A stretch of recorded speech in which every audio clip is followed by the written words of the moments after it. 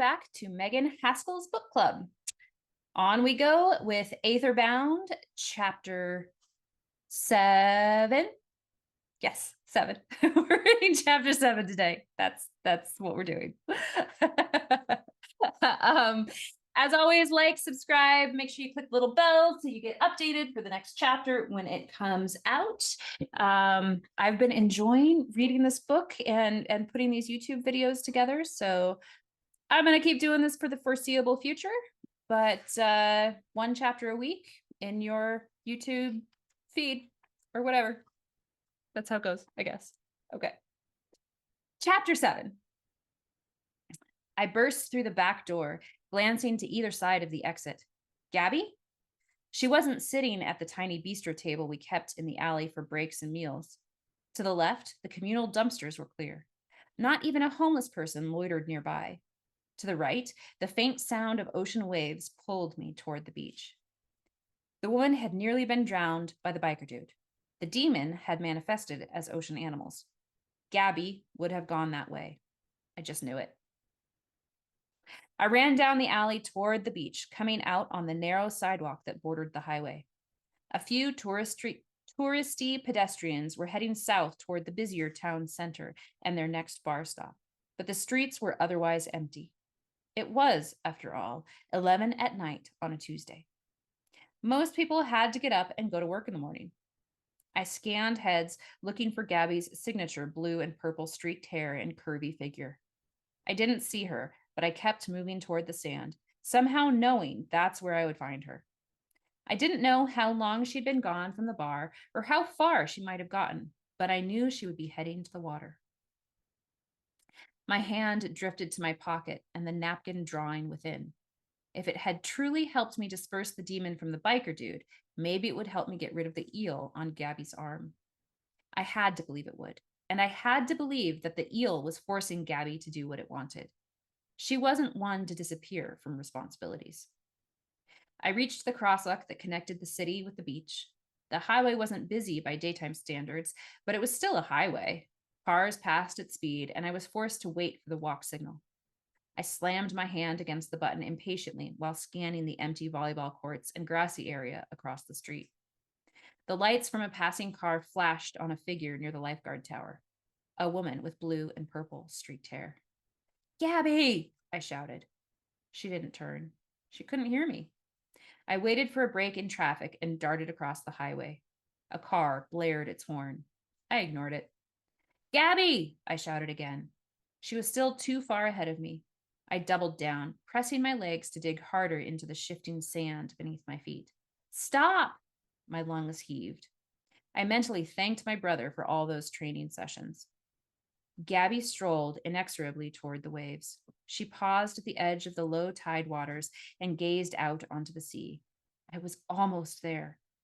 She kicked off the clogs she always wore to work. Water lapped at her toes. I grabbed her shoulder. Gabby, I panted, what are you doing? She turned to look at me. I gasped. My hands flinched up and away from her body. The demon eel had sprouted prehensile whiskers that now wrapped around her throat. A few waved in the air, grasping for purchase on her torso and stretching for her left arm. Her eyes looked glassy, dazed, as if she no longer saw the world around her. Gabby? I asked. The waves are calling my name. Can't you hear them? A swim sounds lovely. You should join me. No, Gabby, it's the middle of the night. You'll freeze. I tried to draw her away from the water, but she took a step back, deeper into the sea.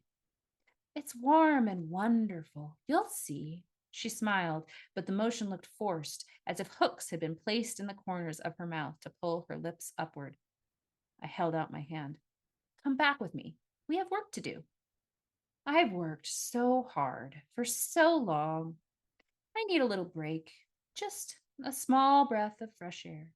That's all. She took another step backward. My chest constricted. The demon hadn't possessed her, not like Mr. Button-Up, but it was doing a damn good job controlling her, and I couldn't seem to break through the connection. I needed to get closer, to touch her. I took off my poor, abused sneakers and stepped into the water. Despite being near the end of June, the water was frigid. I gritted my teeth against the cold. Gabby smiled again, the same forced expression that had my insides twisting. See? Lovely. She turned to face the open water. I grabbed her forearm, her right forearm, the one with the eel attached. Tentacles oozed from its side, stretching back to wrap around my wrist. I felt the draw of the waves, but they didn't have control. Not yet. Still, I held on. No, Gabby, it's cold and wet. You hate the ocean. I pushed my hand into my pocket. The napkin was there, warm. I unfolded the wrinkled paper with one hand, revealing the doodle the old woman had drawn. Except, instead of black ink, the design glowed with red heat, like the embers in the bottom of a fireplace. The tentacles reached up to my elbow. The call of the ocean intensified. I still wasn't going to let go. I blew out a breath. I hoped this worked. I had to believe it would. If not, I was fairly certain we were both doomed. I slapped the paper face down on Gabby's arm, right through the head of the incorporeal eel. Gabby screamed and batted my hand away. This time, I let go. The paper clung to her skin, the image visible through the back. She scratched at the drawing, tried to pull it away, but it held fast. The flaming red ink flowed into the eel's body to outline every horrifying curve. Its head opened in a silent scream. The body split in half, rolling back like a banana peel pulled away from the fruit inside. Its arms folded in on themselves. Everything seemed to turn inside out and shrink until nothing was left but a bit of ash on the wind. Gabby's scream had long since quieted when at last she blinked a few times and stared at me blearily. Gabby? I asked for the umpteenth time. What happened? She murmured.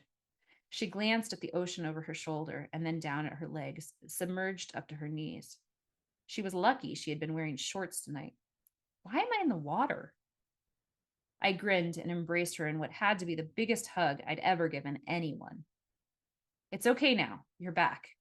I held her at arm's length, staring into her eyes just to be sure they were entirely clear and free from whatever mind control the demon eel had put her under. You're back, I repeated, feeling more certain with every passing moment. Where did I go? She still seemed a bit dazed, but I suppose that was to be expected. It doesn't matter. You're okay. But we'd better get back to work before Ty has a hissy fit or Chaz comes in with his latest floozy. Okay, she murmured, following as I led her back up the beach toward our shoes. My socks are wet and covered in sand. I hate sand. I laughed, the relief welling up and out of me like bubbles in soda. I know. Why is there a napkin stuck to my arm? She asked after picking up her shoes. She started to pick the edge of the paper, but it held fast like a sticker on fruit. Oh, here, let me get that. I scraped my nail along the edge, found a gap, and pulled the napkin free. It ripped a little around the edge, and the fiery red glow was gone. A good thing, I thought, but otherwise the drawing remained whole, as if nothing had happened. Unfortunately, it also stayed on her skin. Did I get a tattoo? I licked my finger and wiped at the design. Blew out a relieved breath when it smeared a little. No, it's just pen ink. It'll wash off. Kind of a cool design, though, don't you think? The sign for Lilith? Queen of the Demons? I don't think so. Not my shtick, Gabby replied. You know what this is? To me, it just looked like a doodle. Other than the apparent power to disperse demons, I hadn't realized there was any significance to the design. My sister went goth for a little while, so yeah, but not with the crescent moons on either side like that, just the symbol in the middle. But the moons make sense, I guess. But how did it get on my arm? We paused at the playground to wipe off our feet and put our shoes back on. It was in my hand when I grabbed your arm to keep you from swimming. Must have stuck. Huh. Gabby shook her head and lifted her eyebrows. I don't really remember that. You were kind of out of it. Are you stressed from school or something? If I could distract her and lay the blame elsewhere, maybe she'd let it all go. Maybe, just maybe, I wouldn't be called a nutcase and chased out of yet another job. Must be a delayed reaction. Finals were last week. Tension fled from my shoulders. Let's finish tonight's shift, and then you can get some rest tomorrow. She didn't seem to notice my relief or the way I carefully folded the napkin and put it back in my pocket. End of chapter 7. Thank you so much for watching or listening, and I hope you're enjoying the story. If you've gotten through chapter 7, I think you probably do, which is great. Awesome. Yay. So make sure you like, subscribe, hit the bell, do the subscriber thing, and I'll see you next week.